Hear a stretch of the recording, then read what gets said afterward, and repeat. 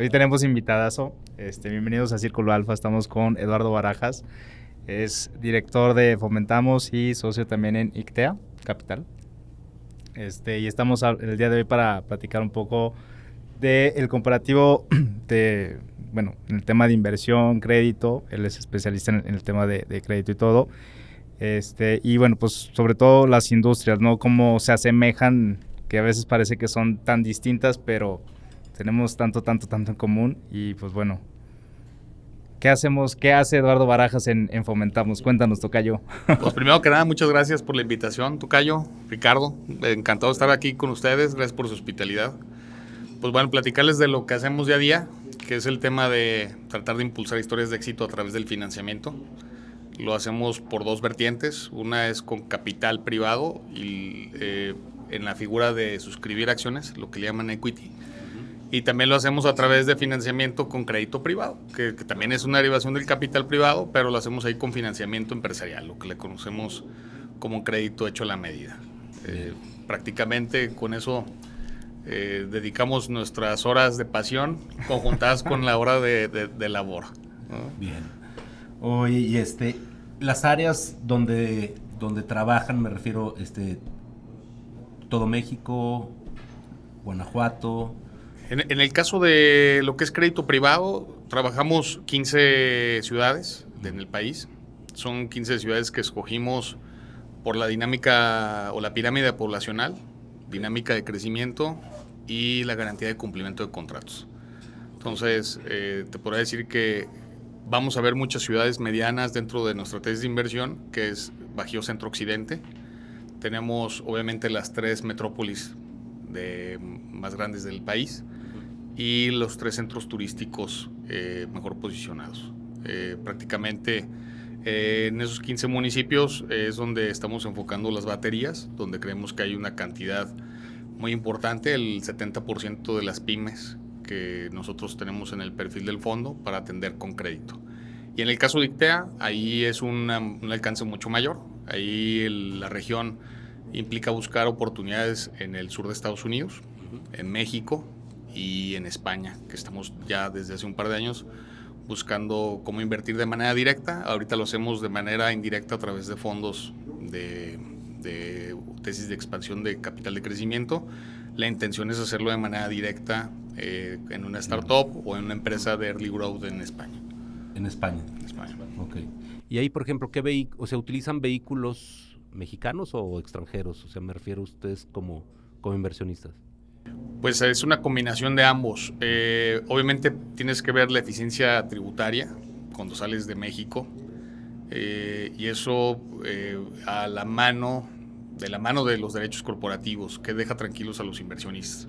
Entonces, en el caso de España, nosotros optamos por ir con una sociedad constituida bajo jurisdicción local, una SL, con una estructura que se controla desde una sociedad mexicana.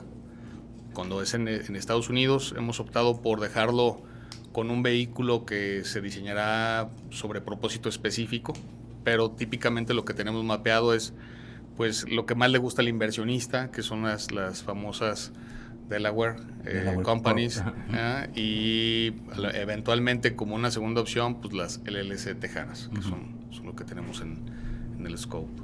Muy bien. Y bueno, pues tratando de aterrizar un poco ahora sí que a los temas que tenemos. No sé si tú quieres empezar con los tuyos, ¿no? Porque sé que van a ser los míos. Oye, tocayo, digo, la duda de siempre, ¿no? ¿Cuáles son las principales diferencias frente a una banca comercial o una banca pyme especializada, por así decirlo, ¿no? Frente a un Fomentamos. ¿Dónde estamos insertos o cuál es el segmento que mejor atendemos? Bueno, principalmente te diría que el propósito no es sustituir a un acreedor potencial en el mercado. Creemos que nuestra labor es más de complemento. Claro. En este caso vamos muy orientados a empresas pequeñas que están en su labor de consolidación para consolidarse como medianas.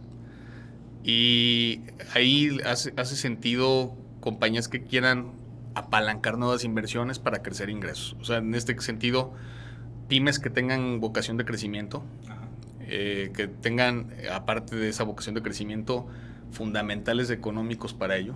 Entonces se vuelve muy importante que tengan márgenes de contribución unitaria robustos para que haga sentido que una pyme se pueda transformar en una scale-up. Si no, Claro. si no a lo mejor...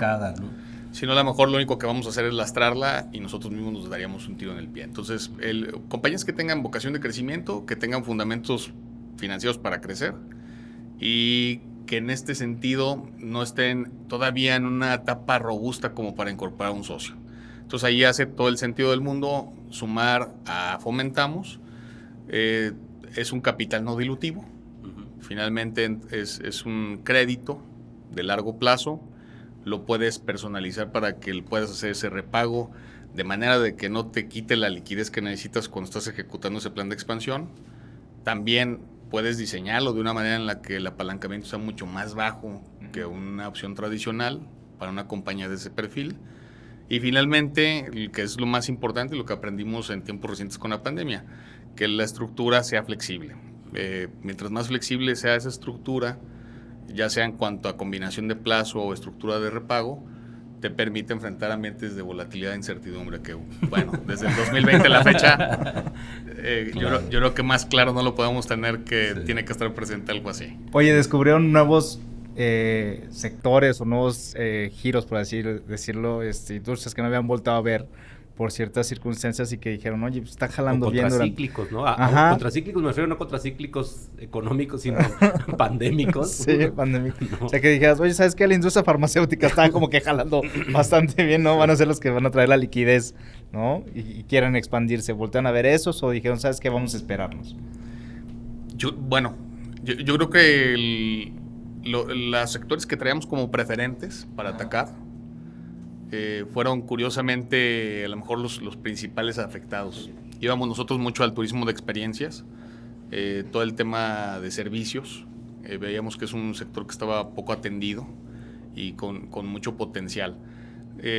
Ahorita con la reactivación volvieron a retomar ese brillo y ese potencial, pero durante la pandemia con el tema de la restricción de la movilidad, inclusive el tema de limitar los aforos, nos hizo titubear por un momento. Pero te diría que seguimos viendo ese sector bastante bien posicionado. Durante la pandemia terqueamos un poco en ese sector, aunque nos hizo dudar bastante. Otro que ya traíamos en mente y que venía muy motivado del tema de las tensiones geopolíticas, más por el tema de China. Ya el tema de Taiwán pues, es un tema bastante viejo. Ajá, sí. Entonces siempre veíamos que el tema de la relocalización de la cadena de suministro hacia México con el tema del costo logístico iba a ser importante. Entonces, pues analizamos cuáles son las industrias que estaban en los parques industriales de Guanajuato y esa manufactura que tiene vocación de exportación o que atiende mercados maduros aquí en México fueron los que también estábamos atacando y durante la pandemia, pues ciertamente muchos de ellos no se vieron afectados. Sí. El tercero, que no traíamos mucho en el radar, era el agro. Por la naturaleza de las ciudades que traemos en nuestra tesis de inversión, es poco lo que nos llegamos a tener en pipeline.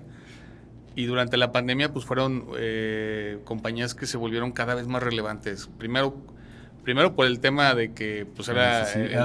primera necesidad, nos cerraron. Oye, lo confirmaron con los fregados que están dando en Rusia y Ucrania, ¿no? Así de, ¿qué vamos a comer? ¿No? Digo, primero se reconvirtió la demanda, ¿no? Y luego sequía. Y luego después Ucrania, y más sequía. Entonces traemos el tema de que yo creo que definitivamente agro presenta una oportunidad de largo plazo.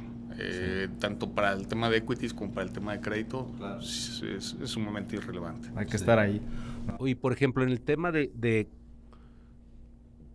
las tendencias, o sea, la tendencia al final de más empresas tecnológicas que también presentan muchas veces menos activos. Me refiero a veces en su relación tradicional de decir, bueno, yo veía una empresa que tenía tales ventas, normalmente tenían bastantes activos o normalmente eran empresas que por lo menos tenían activos suficientes para atender un crédito, una necesidad de garantías, ¿no?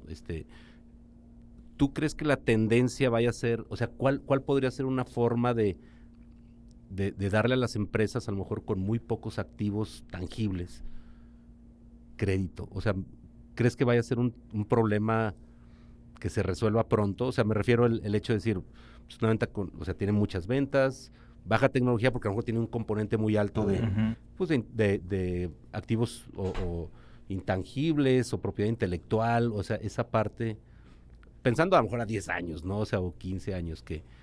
Yo creo que esa parte, no le veo como un problema. Yo creo que creo que lo que estamos a lo mejor en una transición de separar, o de más bien de transmitir correctamente al inversionista y al emprendedor qué modelos son financiables vía equity y cuáles deben ser financiados vía crédito. O sea, definitivamente un modelo que está todavía consolidándose en el mercado, que todavía está probando diferentes canales, que a lo mejor está mejorando su versión de producto, definitivamente su orientación al producto no debería distraer ese recurso en repagar un crédito. No hace mucho sentido. Claro. Y ahí también el smart money que te lleva el inversionista, primero que nada, más que llevarte a la siguiente ronda de financiamiento, pues es el acercarte con la gente que te pueda abrir puertas o que te pueda ayudar como un sounding board o acercarte con expertos. Yo creo que esa parte es esencial distinguirlo. Y una empresa tradicional, una pyme que adopta o que se habilita como tecnológica, que ahora recientemente les llaman gacelas, ¿no? Lo digo, o sea, las pymes habilitadas por tecnología y que exitosamente empiezan a crecer de manera acelerada. ¿Esas gacelas son susceptibles de crédito? Sí, traen fundamentales mucho más asemejados a una compañía tradicional, pero están escalando su modelo de negocio, que no significa otra cosa que ya refinaron ese modelo que ya tenían consolidado de manera local y empiezan a escalarlo, y la condición básica es que su CAPEX es bajo, o sea, no son intensivas en capital, y su modelo de escalamiento pues es fácil de multiplicar los recursos. Claro.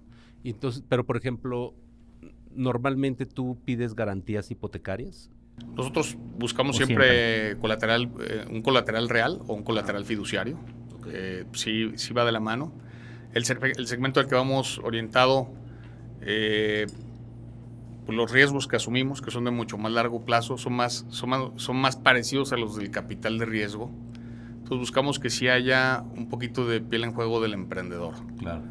Que el empresario que estemos apoyando tenga bien entendido que es un financiamiento vía crédito, no un financiamiento vía equity. Claro. ¿No? Muchas veces entre los malos entendidos en el mercado pyme es que asumimos poco riesgo y pocas veces que le explicamos mal al empresario que finalmente el recurso que nosotros le hacemos llegar lo tenemos que retornar a nuestros inversionistas y en el caso del banco a sus ahorradores, ¿no?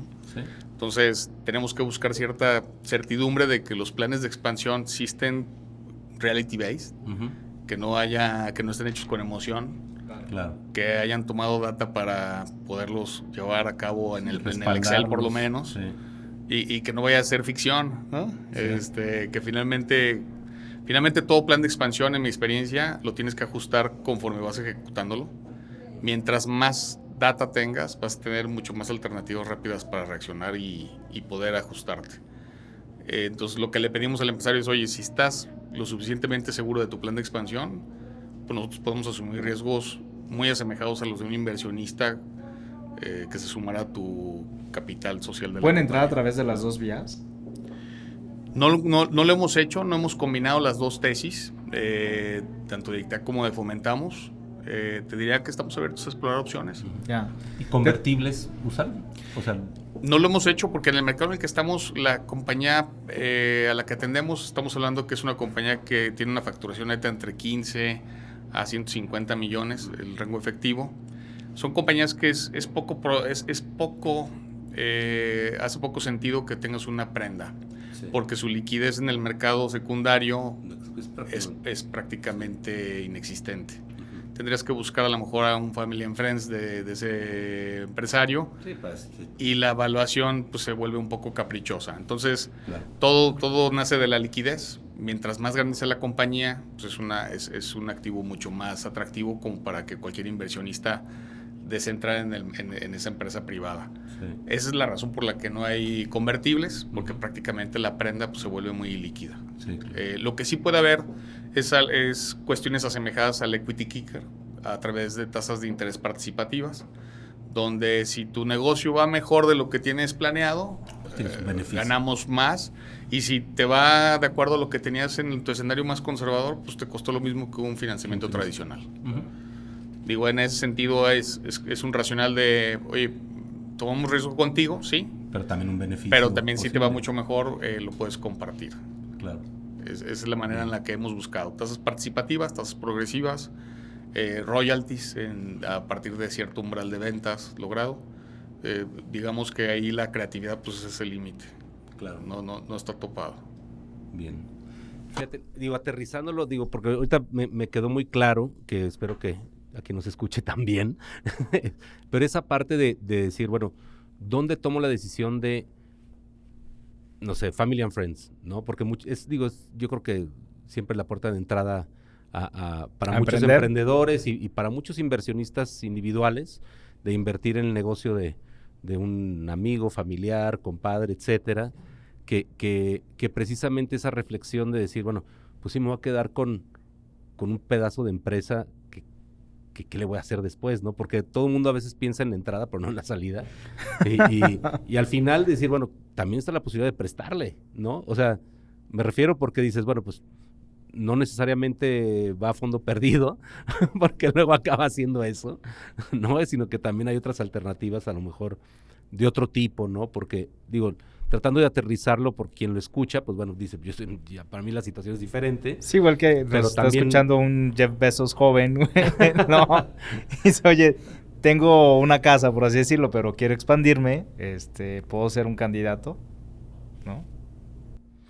Sí, pero, o sea, ahí es donde digo que puede ser un esquema hasta para el Family and Friends, decir, oye, te pago, o sea, te doy este bien, ¿no? Como garantía. Claro. Pero al final del día a mí lo que me gustó fue la reflexión, ¿no? Decir, ok, tengo que entrar, pero también tengo que salir, sí, claro, ¿no? Y al final del día muy poca gente tiene bien entendido eso, ¿no? Sino que la salida en realidad es más importante que la entrada, ¿no? De hecho, en capital privado, al momento de que estás invirtiendo ya tienes por lo menos 3 escenarios de desinversión.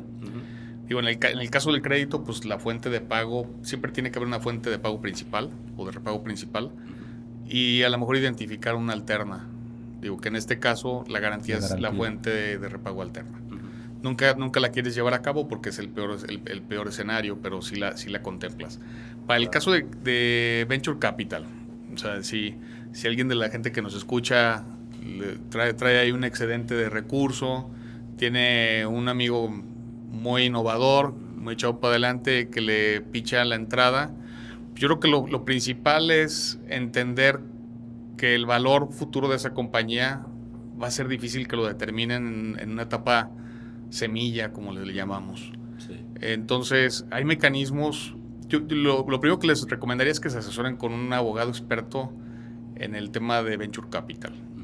Aunque se ve como un gasto privativo, a la larga termina siendo una gran inversión pagar honorarios de asesoría en ese sentido. Lo primero, porque se cometen los grandes errores que impiden una segunda ronda de financiamiento para esos emprendimientos, provienen precisamente de la etapa de Friends and Family. Ya sea que se diluye demasiado el emprendedor, la segunda es que se le dio una evaluación demasiado baja y a lo mejor en este sentido desincentivas a que los fundadores se queden en el negocio porque pues, no ven algo a largo plazo. También el número 2 es que se vuelve equity muerto, porque finalmente confías en tu cuate, confías en tu brother, pero no necesariamente le vas a poder llevar los contactos que él necesita para poder probar ese nuevo producto o servicio. Claro. Entonces, al detenerle ese smart money, te estás también dando un tiro en el pie. Entonces, yo creo que es reconocer que a lo mejor la dilución, si no tienes una base que te deje convencido para que sea muy razonable, te asesores con un abogado para que a lo mejor metas una estructura que se le llaman notas convertibles, un SAFE. El safe es mucho más en el estilo americano. Sí. Está muy popularizado. Aquí en México, por su estructura legal, es más complejo de llevarlo a cabo. Pero una nota convertible es mucho más fácil de estructurarla bajo la legislación mexicana. Sí. Queda muy bien definido que en la siguiente ronda de financiamiento, pues le dejas la mano a los fondos de VC, hacer una labor de evaluación mucho más profunda. Ya debe de haber cierto avance del desarrollo, inclusive ya puede ser que haya revenue, ya tienes ahí métricas de cuánto te costó atraer tu cliente, cuál va a ser ese valor futuro de tu cliente sobre el negocio, y a lo mejor ahí ya lo tienes eso como un dato que te permite a lo mejor tener una evaluación que te deje más tranquilo como emprendedor, sí, y que al mismo tiempo deje tranquilo a tu cuate que confió contigo en la etapa más temprana. Sí. La salida para alguien que entra como inversionista ángel en esa etapa, pues la principal es salir en una secundaria. En México es poco popular todavía. En ecosistemas emprendedores como en los europeos, es muy común que después de pasar ese primer puente de financiamiento, en las rondas A y subsecuentes, la evaluación a la que se logra la última ronda sirve de referencia para establecer un descuento al que se le liquida a los inversionistas ángel. Esto le da mucha liquidez al ecosistema. Entonces, si bien no van a tener los múltiplos de haber invertido en Apple cuando eran el 79, ¿no? Sí. Ni tampoco a lo mejor pensar en que vas a tener retornos de a lo mejor 100x, pero... Sí, pues decir, pero bueno, te vas con un 4x, 5x, 10x... Te motiva a regresar. Sí. Porque empiezas a tener, caray, fue líquido. Finalmente la ecuación de todas las inversiones es la liquidez. Sí. Entonces, las secundarias es un tema que va dándose aquí poco a poco. Hay fondos que hacen inversiones secundarias. Lo hacen a través de comprar la totalidad del portafolio, y hay inversionistas que con un enfoque oportunístico lo hacen de manera independiente. Poco a poco yo creo que esa parte se va a ir generalizando y va a ayudar a que haya más dinamismo en el ecosistema de inversionistas ángel. Y eso se vuelve un círculo virtuoso. Sí. Pero definitivamente asesorarte, visualizar que tu primera opción de salida es salir en una secundaria, en una ronda posterior, y la tercera es que finalmente la compañía se le venda a un corporativo, o que finalmente tome su ruta de madurez a la vuelta de 7, 8 años, y que la compañía empiece a tener los fundamentales financieros como para pensar que en 10, 12 años empieza a darte dividendos. Claro. ¿No? Digo, muchos quieren al año, ¿no? Sí, ¿no? Y dices, espérate. Imagínate al año, no se puede. Sí, no. Sí, es o recapitalización vía dividendos, pero un horizonte no menos de 12 años en VC, y se me hace que a lo mejor me puedo quedar corto. Sí. El tema de una venta a un corporativo, también igual visualizarla a lo mejor de 5 años en adelante, y previo a ello, pues una secundaria. Es prácticamente lo que podría esperar un inversionista ángel en etapa temprana. Sí. Muy bien. ¿Tienes alguna otra, Lalo? Que ya te con la lista. Sí, ahí traía una. Oye, yo te pregunté lo de los sectores que ven con potencial, y bueno, igual un comparativo, digo, que lo platicamos al inicio, entre un modelo de análisis que nosotros hacemos, por ejemplo, al decir, ¿sabes qué? Queremos entrar a comprar Visa o Mastercard, digo, viendo los números o las evaluaciones de la empresa, ¿cómo lo ven ustedes? O sea, ¿qué es lo que principalmente analizas? Digo, ya nos comentaste que igual la liquidez, que puedas tener una originación de ventas pues alta, ¿no? O que tengas un potencial de crecimiento en ese sentido. Pero ¿qué más? Digo, hay cosas que Producto. No se pueden palpar, por así decirlo, como, puede ser una porrada, pero la pasión del mismo inversor, ¿no? Va a sonar muy cualitativo, pero lo que más enfoque le ponemos es en los fundadores. O sea, primer punto de decisión, ¿es un fundador, o sea, es llanero solitario o es un equipo? Yo creo que desde ahí estás haciendo una primera evaluación. Obviamente tiene que estar muy comprometido y apasionado. Ves muchos emprendimientos que nacen por la ambición de lograr pues el nuevo Google, el nuevo Amazon. Entonces lo notas porque finalmente vienen motivados porque vieron que alguien levantó dinero en los medios, porque mi vecino tuvo un emprendimiento y y le llegaron y le compraron a X veces. Yo creo que el tema es que sea una pasión genuina por resolver un problema. Claro. No por hacer dinero. No por hacer dinero. Claro. Digo, sobre la marcha. Sí. La marcha, es resultado de, pero no es el objetivo principal. Sí, claro. El segundo punto, como lo decía, la pasión. Si es llanero solitario, bueno, ¿cuál es el estilo de liderazgo de ese llanero solitario? Porque va a incidir mucho en cómo conforme el equipo que lo acompañe. Si es un equipo, cómo está integrado, quiénes son, qué experiencia tienen, cuál ha sido su contacto como emprendedores, si ya han tenido algún trabajo, cuál ha sido su experiencia, sus roles, las labores de venta. O sea, un emprendedor te enamora a través de su storytelling, entonces es un vendedor nato. Es el que te va a vender el hielo en el Ártico. En Alaska, sí, claro. Entonces, esa Sí, parte la valoras bastante porque finalmente necesitas a alguien que esté muy motivado porque va a enfrentar muchos nos y va a enfrentar mucha adversidad. Entonces, tiene que estar muy comprometido. Después de ese punto, ¿qué tan disruptivo o qué tan innovador es el producto?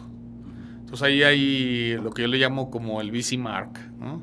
O sea, hay una necesidad probada en el mercado y ese mercado es lo suficientemente grande, ahí es donde a lo mejor se queda una mayor parte de los emprendimientos, porque algunos atienden soluciones muy locales y no tienen la perspectiva de que quizás lo local es la prueba de concepto como para irte a algo mucho más ambicioso. Y la otra es que escogen mercados que a lo mejor no son lo suficientemente grandes o que no tienen la dinámica de crecimiento futuro. Entonces, esa parte es importante, filtrarla a la luz de la innovación del producto o servicio. El tercero, dentro de esa triada del VC Mark, es cómo visualizaría que ese producto estaría disruptiendo las cadenas de valor en las que va a estar utilizándose o estaría vendiéndose. Esa parte, si nos permite inferir que probablemente puedas tener una desinversión en 5 o 7 años de por lo menos 30x, pues es importante que le des el checklist para continuar, ¿no? Algo muy importante es que en los emprendimientos no tienes una manera cuantitativa de saber cuál va a ser exitoso, porque finalmente es por eso la diversificación en portafolio. Claro. No, y pueden pivotear y de repente le pegan algo, ¿no? Inclusive. Entonces, es muy criticado que los fondos busquemos pegarle a los home run, pero la realidad es que en cada una de las veces que abaniques tienes que buscar ese home run. Claro. Porque finalmente no tienes una manera cuantitativa para poder medir el riesgo y determinar si una la abanicas con más fuerza que otra. Entonces, nada más sobre un mismo rasero, pensando en qué retorno te pueda dar, qué tan innovador puede ser y que el emprendedor esté motivado, yo creo que vamos a ir por buen camino. Oye, eso me dejaste pensando ahorita. Por ejemplo, tú dices, bueno, mi tesis de inversión es esta, ok, yo le estoy tirando mejor a agarrar 20, 30 empresas. Si ves una que dices, ay caray, ¿le sobreponderas en alguna? O sea, me refiero, o dices, no, yo quería entrarle a tickets de tanto, o esta sí. Yo creo que lo más recomendable es, primero, o sea, haces tu alocación de recursos y siempre, cada fondo tiene una estrategia diferente, pero en la perspectiva de nuestro fondo es dejar liquidez para un follow-on. Okay. Finalmente, si el proyecto logra los objetivos que tiene planteados, claro, que tengas la liquidez para que tú seas el sponsor de la siguiente ronda o que le puedas dar ese puente para que llegue la siguiente ronda fuerte, okay, en el tema de liquidez. ¿Y qué tanto es? O sea, ¿duplicar o no? No necesariamente, pero sí a lo mejor dejar una provisión de un 35 o 40% del valor de la ronda que en la que suscribiste. Okay. Es importante, pero no lo dejas para una en específico, lo dejas en general para todas las inversiones que tengas en el fondo. Finalmente, una startup, en el momento en que llega a recibir su financiamiento, los siguientes periodos, estamos hablando a lo mejor de 12, 18, inclusive 24 meses, todo va a ir muy bien. Sí, trae lana. Sí. La startup va a recibir dinero. Sí. Cuando tengas un seguimiento con ellos, va a haber más ventas, sí, va a haber más clientes, va a haber avances en la refinación del producto, del servicio. Entonces, todo va a ir bien. ¿Dónde se va a poner mal? Cuando ya ese burn rate empieza a consumir la liquidez en caja. Entonces, ahí es donde va a emerger el principal valor que da un venture capitalist, ¿no? Que es llevarte a la siguiente puerta donde te pueden dar la siguiente ronda de financiamiento. Y pues, obviamente que así es. Digo, es muy típico que la carrilla es que nosotros ayudamos al emprendedor dándole patadas a la banda de la caminadora, ¿no? Sí. Mientras él va corriendo. Finalmente no es tanto así, sí es abrir la puerta con quién poder dar la siguiente ronda y obviamente sí mantenerlos en la disciplina de que sea desafiante ese compromiso de llevar el producto a su mejor versión en la siguiente ronda o que logres un avance o pruebas de mercado que te permitan comprobar que vas por la ruta correcta. Porque los primeros 18 meses todo va a estar color de rosa. Claro. Entonces, cuando ya tienes esa visibilidad de 18, 24 meses más adelante, Ya más o menos sabes. es donde ya puedes a lo mejor ver en tu portafolio cuál es la que va a tener una probabilidad mayor de éxito para continuar. ¿Se involucran Pero también antes con de ello, know-how para la mejora con el emprendedor? ¿O? En nuestro caso no, pero hay fondos que sí se llegan a especializar con ciertas verticales, tienen tecnólogos de base o consultores de base. Depende en Estados Unidos es muy común que lo encuentres. En México, fondos mexicanos es mucho menor. Por lo mismo que a lo mejor el flujo de emprendimientos no es suficiente. Tienes que salir a un esquema regional. Entonces, lo que ha sucedido es que para llegar a ese tipo de especialización, los fondos locales lo que han ampliado es el scope. Empiezan a buscar LATAM o empiezan a buscar temas en Asia-Pacífico o empiezan a también combinar operaciones cross-border. Finalmente, ese tema del tener más deal flow es el que marca la pauta para poderte especializar. Sí. Sí, digo, y se ha estado viendo cada vez más de el nuevo unicornio, el nuevo esto, el nuevo... y ahorita, ¿no? Fintech y pum, ¿no? Sí. Estos últimos años, Bueno, o sea, casi todos los ojos iban hacia fintech, ¿no? El año pasado lo que estaba en moda era la web 3.0, criptomonedas, el NFT, metaverso. el NFT metaverso, ¿no? Y bueno, ahorita el nuevo FOMO va orientado al tema de inteligencia artificial, típicamente. Igual, yo siento Machine que igual learning. nunca dejó de ser enfoque, más bien como que se pusieron ahí las palomillas en el foco, ¿no? Pero como que siempre ha estado ahorita el tema, bueno, ya tiene rato el tema de inteligencia artificial, porque no solamente los coches, sino, pues digo, para casa, habitación, No, yo creo que el enfoque también, o sea, porque al final son herramientas que, bueno, le empiezan a encontrar las aplicaciones adecuadas y creo que se acaban permeando también en muchos sectores, ¿no? Que es a lo mejor como tema de blockchain, que a lo mejor ahorita, es Bitcoin, y entonces, no, güey, o sea, es mucho más allá. Sí, claro. Y yo, al final de cuentas, creo que conforme vayan avanzando las aplicaciones, también se va a empezar a ver que permee más el tema, ¿no? Y también los inversionistas no están ajenos al sesgo. O sea, finalmente empiezas a ver que empiezan a darse evaluaciones cada vez más exorbitantes en ciertas verticales o ciertas aplicaciones.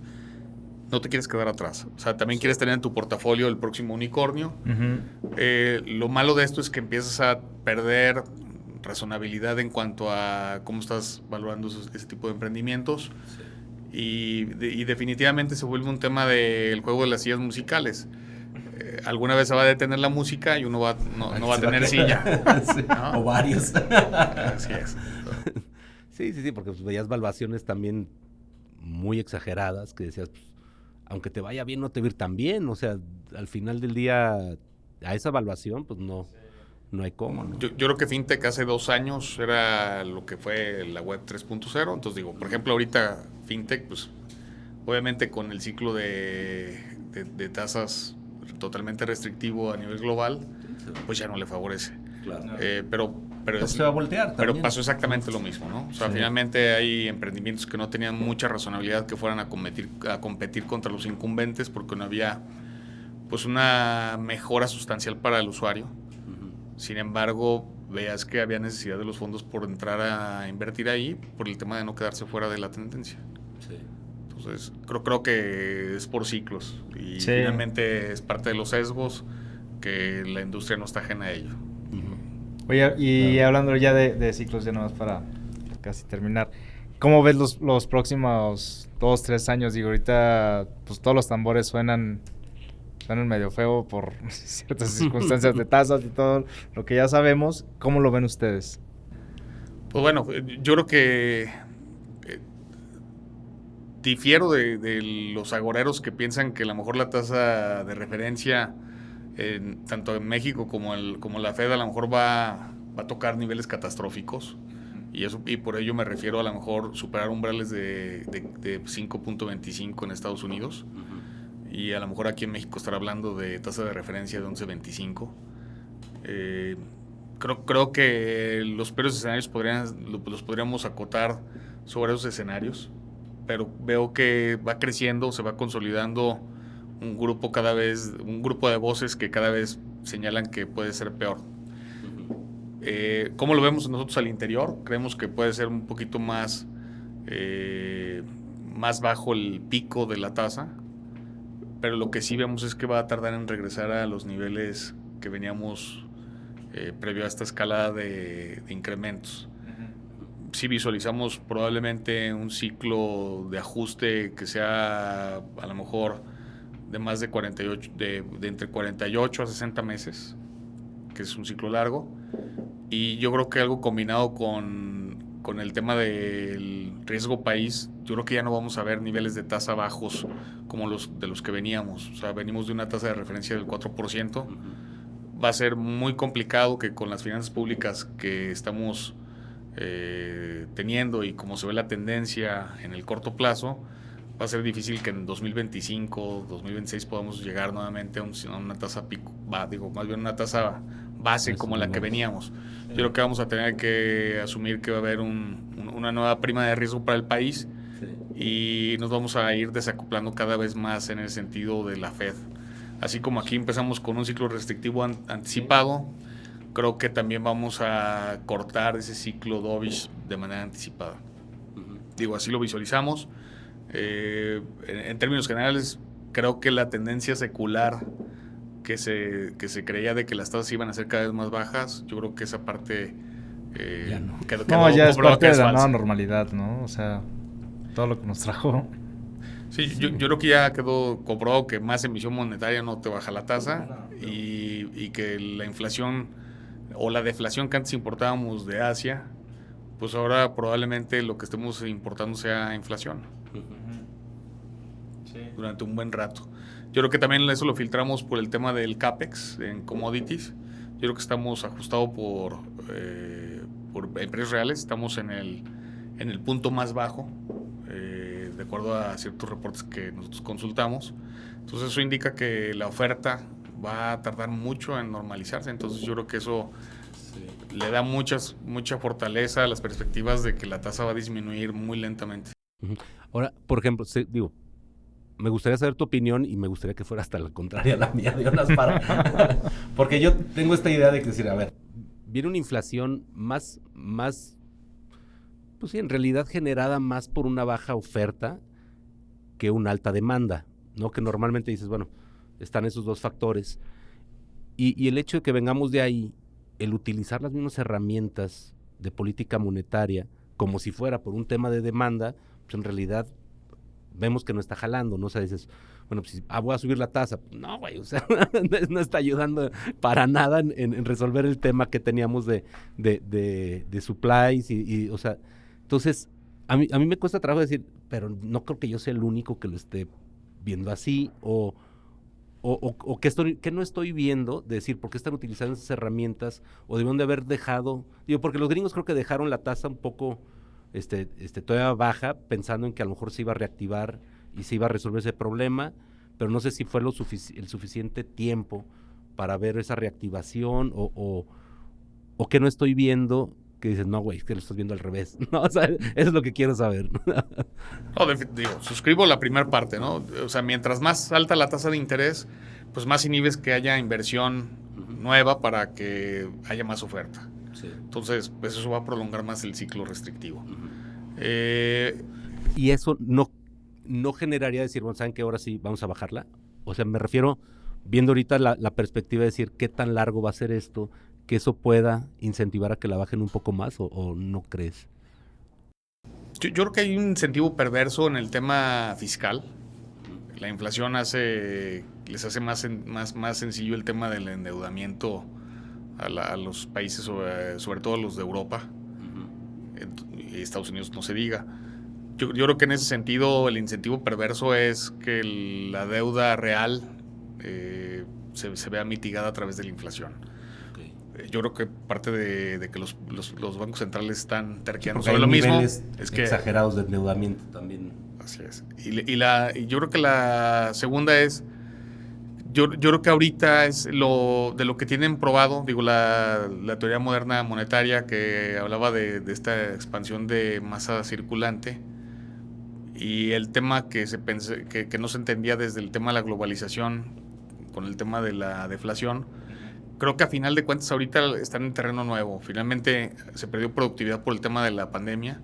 Tenemos una base de empleos muy robusta en Estados Unidos, pero irónicamente no crece el PIB. Entonces, y tenemos una masa laboral muy robusta, pero el consumo discrecional empieza a decrecer. Entonces, creo que ahorita a lo mejor estamos en temas de que por querer matar la demanda para poder ganar tiempo, nos vamos a meter en una recesión que a lo mejor nos la prometen de corto plazo, pero probablemente sea más amplia de lo que estemos anticipando todos, y que la recuperación sea mucho más lenta de lo que se espera. Digo, finalmente la promesa de la Fed es una recesión muy corta y un rebote rápido.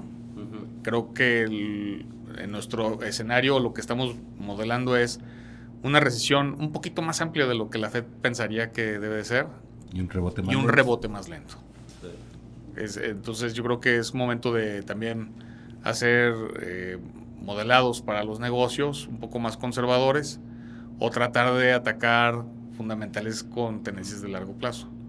Donde pues lo importante, ¿no? Finalmente el juego es la liquidez, hay que cuidar bastante el tema del capital de trabajo. Claro. Bien. Muy bien. Otra cosa. No digo, porque vienen también las teorías estas de decir, bueno, vamos a desglobalizarnos un poco. ¿no? Y yo creo que, sí, digo, al final, pues vienen los chinos con todo, ¿no? Yo no sé qué tan dispuestos están los gringos a seguir con ese esquema o vayan a tratar de frenarlos un poco. Y yo veo a México que es pues, potencialmente muy atractivo para todos, o sea, tanto para los gringos para buscar mayor inversión, hasta como para los chinos poder acceder también al mercado. ¿Tú has visto esa tendencia? Me refiero a nivel fondos de capital que tengan esa visión también o no tanto o qué. Yo creo que como sector, la parte de real estate industrial es un sector que está en el ojo del huracán. Yo creo que tiene el interés de muchos inversionistas. Lo notas en diferentes publicaciones especializadas. Por ejemplo, en el caso de Guanajuato, la reducción del inventario disponible fue bastante significativa al corte del tercer trimestre de 2022 contra el año anterior. Disminuyó prácticamente un 22% el inventario. Si bien es producto de que no hubo muchos arranques de obra, también es producto de que empiezan a avecindarse varias compañías en los parques industriales. Tenemos la noticia hace un par de semanas de que el data center más grande de Latinoamérica se va a establecer en un parque industrial de Guanajuato. Entonces yo creo que esa parte sí va a empezar a favorecer el tema del nearshoring o el ally-shoring a México. Mientras Estados Unidos yo creo que tenga problemas geopolíticos que no pueda resolver, como el caso de Taiwán, creo que México se vuelve el destino más atractivo. Y el tema del real estate industrial, creo que en otras regiones ya está inclusive hasta sobrecalentado, ¿no? Por ejemplo, las regiones de la frontera, ahí la absorción interanual pues es elevada, es a 2 dígitos. Yo creo que no tardamos en empezar a ver, a sentirlo, en que notemos que haya cada vez más empleo. Obviamente no lo sentimos al 100 porque todavía hay motores que no están prendidos a todo el vapor aquí en la región, ¿no? Apenas estamos prendiendo el sector servicios a su totalidad. Digo, recientemente apenas acaban de llevar las expos de manera presencial, se empiezan a dar eventos de turismo, de experiencias ya en masa, como las vendimias, como el tema de tener turismo en las ciudades de vocación turística de aquí de la región, pero por eso no lo sentíamos. Yo creo que conforme empiecen a aprender esos motores del sector de servicios, yo creo que vamos a notar que está muy dinámico el tema industrial. Y yo creo que los empresarios de la zona nos lo pueden decir en la dificultad de conseguir mano de obra. Claro. Igual el sector cuero calzado ha sido de los que más batallan por tener mano de obra. Y la gran pregunta es, oye, ¿y esa mano de obra dónde está? Pues está ahora empleada en los parques industriales. Sí. Muchas de esas compañías son de nueva creación o están capacitándolos para poder habilitar sus servicios a Estados Unidos, en entregar productos de allá de exportación. Sí. Entonces esa parte, digo, en los datos que hemos monitoreado, se ve bastante halagador el panorama. Y para el tema concreto de la región, yo creo que empieza nuevamente a tomar vuelo. Hubo un tiempo en que los últimos 3 años Aguascalientes, San Luis y Querétaro tenían esa absorción que Guanajuato se estaba rezagando, pero yo creo que Guanajuato nuevamente empieza a tomar esa dinámica. Claro. Bien. Muy bien. Pues buenas noticias. Al final. Sí. Que hay esperanza. Consumo a la región, ¿no? Sí. Y pues bueno, pues ahora sí que no sé. ¿Dónde te pueden contactar, tocayo? Pues nos pueden buscar redes. en www.fomentamos.com.mx para todo el tema de crédito empresarial. ICTEA es www.ictea es con cada kilo. icteacapital.com.mx. Todos los publicamos en los detalles, ahí los ponemos. Y si pudieras decir así como, ¿cuál es tu perfil típico de cliente? Y me refiero si alguien lo escucha decir, soy yo, no soy yo, como Pues típicamente buscamos compañías, perfil de facturación neto que esté arriba de los 15 millones anuales, hasta 150. No quiere decir que sea un rasero que ya te elimina, ¿no? Pero creo que ahí es donde somos muy efectivos, que su margen de contribución bruta esté 35% o superior, que sean bajos en intensidad de CAPEX, o sea, en inversiones físicas para poder estar escalando el negocio.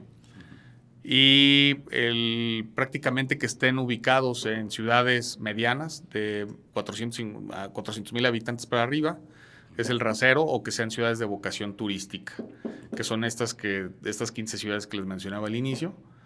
Prácticamente es nuestro perfil de cliente. Obviamente estamos agnósticos de industria, excluidos de ciertos sectores como todos los fondos. No entramos en el tema de bares, en el tema de fabricación de explosivos, pólvora, obviamente en el tema de asociaciones civiles, o sea, lo que viene siendo temas religiosos, partidos políticos, no entramos, o giros que son muy vulnerables al tema del lavado de dinero. Claro. Es prácticamente. Digo, haciendo esa exclusión, agnósticos de industria y prácticamente buscando adaptar la paramétrica de ver cómo sí hacer ese traje a la medida y pues dar esa triada que prometemos, ¿no? Más liquidez, menos apalancamiento y más flexibilidad. Bien. Sí, porque al final creo que es lo que acaba lamentando a veces uno con ciertos esquemas tan rígidos que ya traía todo el expediente, ¿no? Ya traía todo el expediente. Sí, bueno, finalmente recordarles que puede ser una combinación, no es un sustituto. Digo, finalmente creo que cada financiamiento tiene su bondad o su especialidad. Claro. Yo creo que podemos hacer un match perfecto. Sí. Yo creo que es la bondad de que lo diseñes de ceros. No es un producto prediseñado en el que forzosamente tengas que tomar X monto con cierto plazo, ciertas características.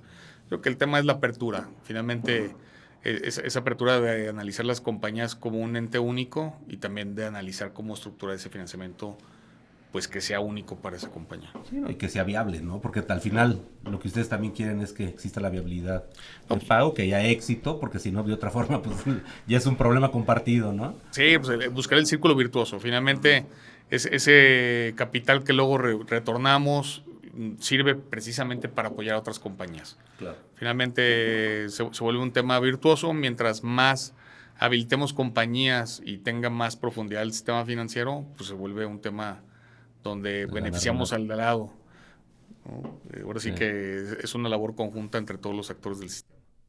Bien. Bueno, pues recuerden, nos pueden escribir igual a Lalo o Ricardo @circuloalfa.com.mx, ¿no? Y pues en redes también como Círculo Alfa, ¿no?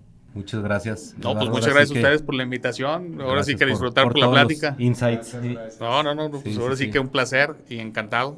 Muchas gracias. Y pues bueno, pues al final la intención era eso, que pudiéramos extraer lo más posible para aterrizarlo también a la realidad de la mayoría de la gente, ¿no? Decir, bueno, ¿dónde estoy parado? ¿Qué se puede hacer? ¿Cómo se hacen las cosas? ¿Qué aspectos hay que tomar en cuenta? Y creo que nos ayudaste mucho.